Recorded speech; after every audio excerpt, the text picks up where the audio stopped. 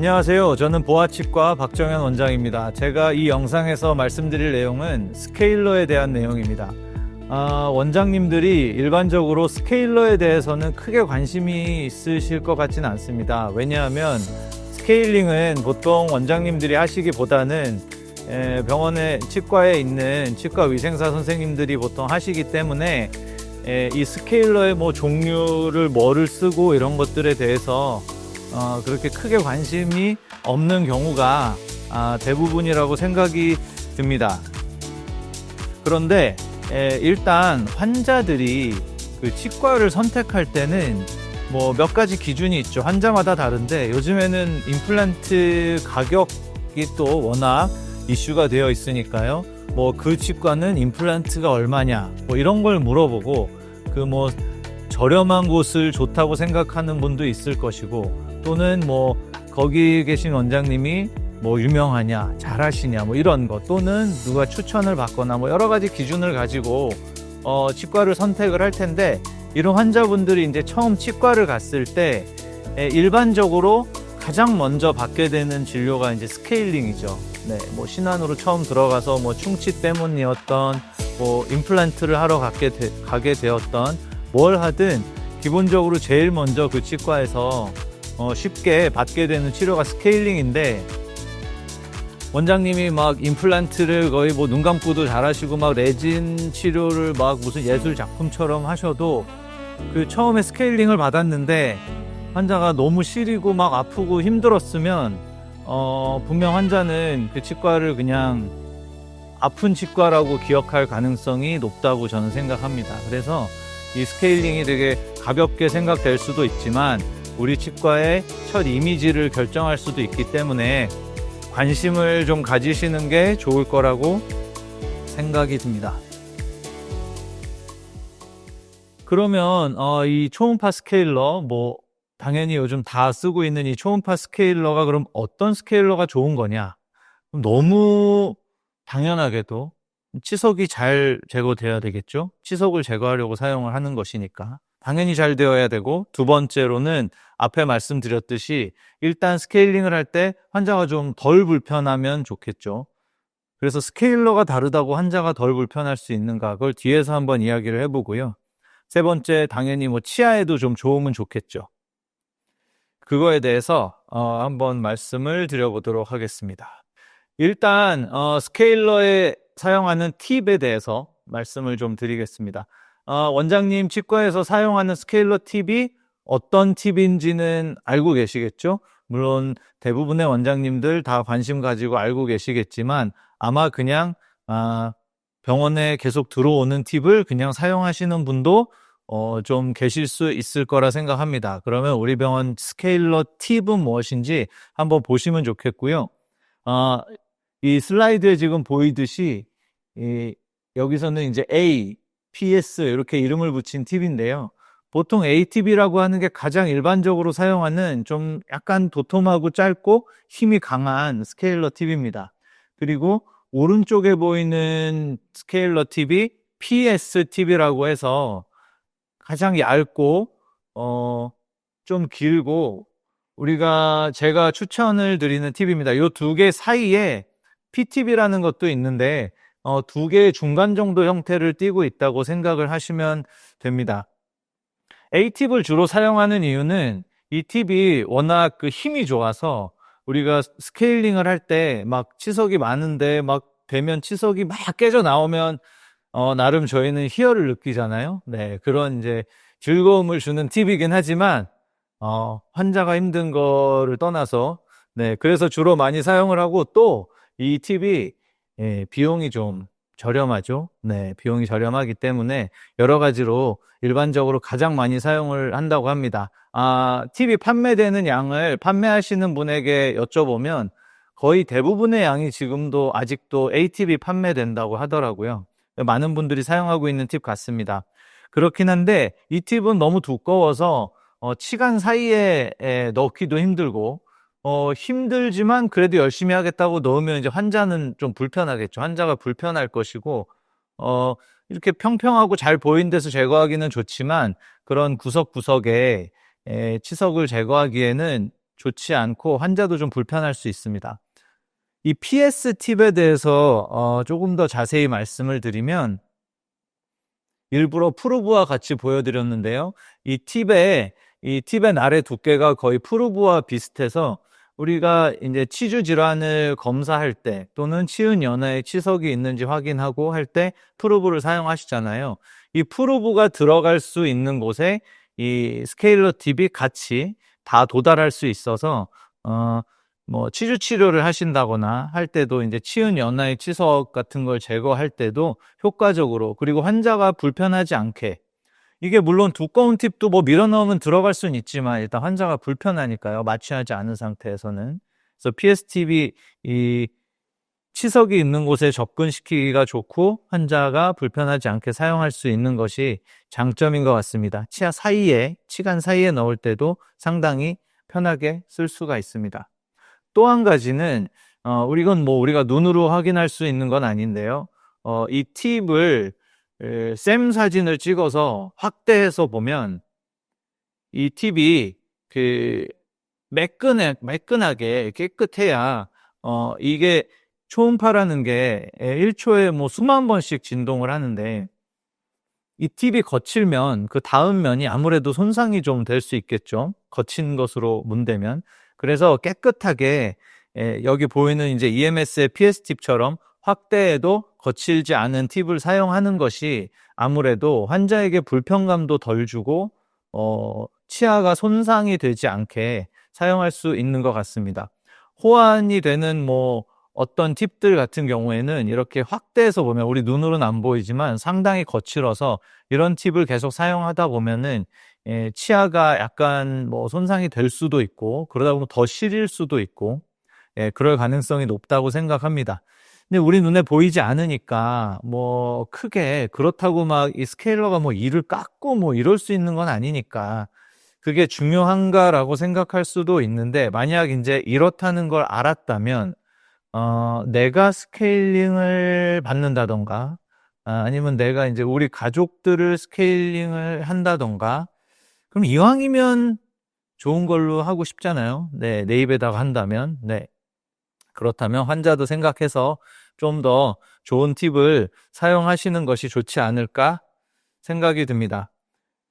팁은 그렇고요. 그럼 이 핸드피스도 차이가 있느냐? 네, 이 핸드피스도 어떤 방식으로 진동하느냐에 따라서 좀 차이가 있는데요. 영상에서 보이는 왼쪽에 보이는 것이 이제 피에조 방식. 피에조는 저희가 뭐 스케일러가 아니라 요즘에 수술할 때 사용하시는 분들도 많이 있어서요. 피에조 방식이라는 것은 이게 진동이 완전히 직선 운동을 하는 방식을 말하고, 그 오른쪽에 있는 다른 방식이라고 하는 것은 뭐 여러 가지 있지만 보통 가장 대표적인 게 뭐 마그네토스트릭티브 해서 이 자성을 이용한 방식에서는 진동을 하면 이 팁이 일자로 움직이지 않고 영상에 보이듯이 약간 원이나 타원을 그리면서 진동을 하게 됩니다. 실제로 사용을 해보면 이 오른쪽 팁이 치석을 떼는데 희열은 더 줄 수 있습니다. 네, 이게 막 때리니까 막 깨지는 그 느낌이 있거든요. 네, 그렇긴 한데 아무래도 받는 사람에게는 치아를 이렇게 때리는 힘이 생기기 때문에 불편감이 더 늘어나고 시큰한 느낌이 더 생길 수 있고요. 그리고 환자가 치과에서 제일 그 치과 했을 때 싫어하는 게 뭐냐면 치과 냄새.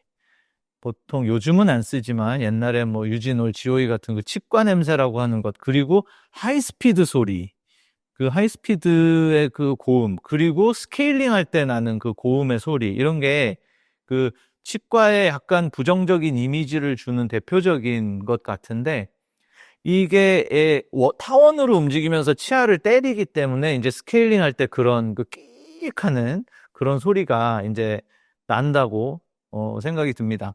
보통 뒤에도 말씀드리겠지만 이렇게 직선으로 사용하는 팁을 제대로 사용을 한다면 치아를 때리지 않기 때문에 스케일링 할 때 소리도 별로 나지 않습니다. 그러면 결국은 그렇게 진동을 하는 스케일러를 사용할 때는 팁이 운동 방향이 정해져 있기 때문에 정확한 각도로 대주는 게 좋은데요. 당연히 이 수직 운동을, 그 직선 운동을 하는 것이 치아를 때리지 않고 이렇게 문지르는 방향으로 팁을 대줘야 되겠죠. 그래서 이런 PS 팁을 사용할 때 이 양쪽 옆면을 치아에 대주어야 합니다. 만약에 이 앞뒤면을 댈 경우에는 완전히 그냥 수직으로 때리게 되니까, 물론 치석 맞으면 치석은 떨어지겠죠. 치석은 떨어지겠지만 아무래도 그 치아에 충격이 가고 환자의 불편감이 좀 늘어날 수 있습니다. 네.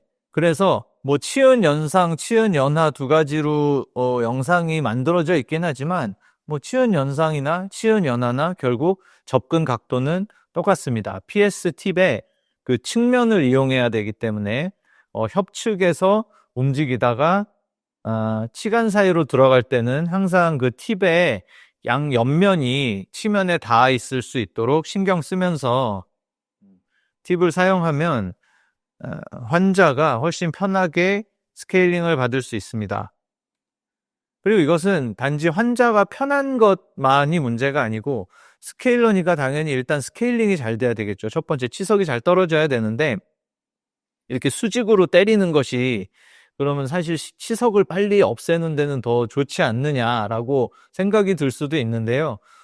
이제 여러 가지 스케일러를 가지고 이렇게 테스트를 해보았을 때, 실제 이 피에조 방식의 그 EMS 피에존 스케일러의 PS 팁을 이용해서, 물론 적절한 각도로 사용을 해서 치석을 제거할 때 가장 효율이 좋은 것으로, 이 오른쪽의 표에 보면은 이 부분이 이제 PS 팁을 사용한 피에존 스케일러인데요.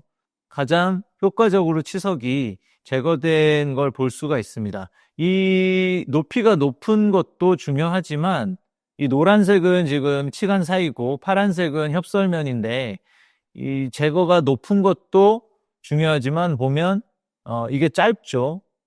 이 편차도 적어서 누가 사용을 하던 좋은 결과를 낸다.